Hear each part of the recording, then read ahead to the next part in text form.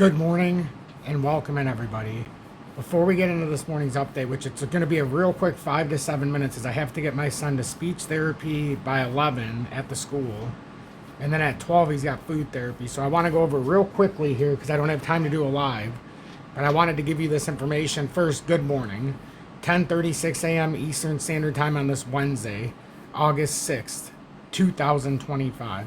I'm XRP Future Millionaire, and I reside in the great state of Michigan. Make sure to hit that like button if you are watching this morning update. I'd greatly appreciate it. I much would prefer to do a live, but I just don't have the time right now. Tonight we'll be doing one. But real quick, XRP bottom line here. I'll go bottom line, XRP, Bitcoin, Ethereum, total 3 and out. So XRP, the bottom line here is, it's very simple. We need to get above $3, in my opinion, $3.06 and hold it, even though it would still break out of the short-term pattern consolidation. We need to get over 306 ultimately. This still doesn't look bad to me. If we can get over this area, first it would be back over that 298 resistance, but ultimately over 306, and then start cooking towards 328. Once you get on top of 328, you become bullish again. Over 306, you become short-term mediocre bullish back up to 328 if you can push. If we lose $2.89 and then ultimately $2.78, that's a very bearish pattern setup.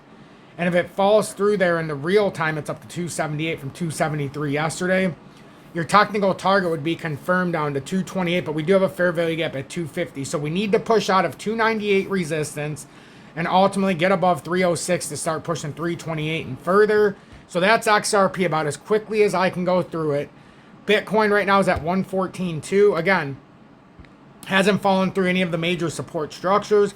We are within a rising wedge / triangle. We're not exactly sure exactly how to call it. Will be determined by the breakdown or breakout, especially. We need to get over 115.5 short layer to get over this pattern. Then over 117.1 and ultimately 118 to start breaking back into a bullish bias. If we break below 111,700 approximately, the technical drop is technically 79,000. If we break out of the resistance areas over 118 and then ultimately overtake 126, we would be going to 143.8. But I think we might be a little early for this, but you never can tell. If we can get some volume, maybe we turn this around. And then we have an FVG at 91,430. So just look at it as we need to break 118 before losing 111.7. How about that? Especially break 115.5 before losing 111.7 for Bitcoin. Ethereum's right around 3,600. Hasn't been able to put any steam together. It's very basic for Ethereum. You hold 3,554, or you have the chance to come below 3,100. Does look like these could be little bull flags here as well. If it holds 3,554, we'll be pushing back up. As long as we retake 3,700, 3,750, we should be pushing back up to about 4K, almost 4,100. But if we lose this, we'll drop below 3,100. So it's very, very critical to pay attention to the setup right now. And then for the total 3, and then I'm going to release this because I truly have to go. The total 3 is at 967 billion, up 0.15%.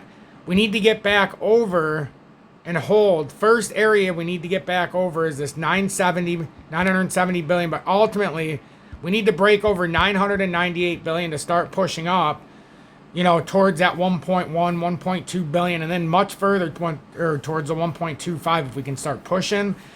But if we do drop this region, then we would find ourselves at the 882 back test of that short-term pattern breakout, and possibly back to 779 where this uptrend's at. So a lot of stuff to pay attention to this morning. We haven't broken down bearishly yet. We're kind of in no man's land with the opportunity of breaking out. So we'll continue to see how this pushes forward. So that's XRP, Bitcoin, Ethereum, and the total 3 within a 5-minute update. Make sure to hit that like button. Please share this on social media, and we'll get back to this ASAP. I just have a lot of stuff to do with my son therapy-wise, as he's special needs, and he comes before the community. Even though I love the community, he has to come first.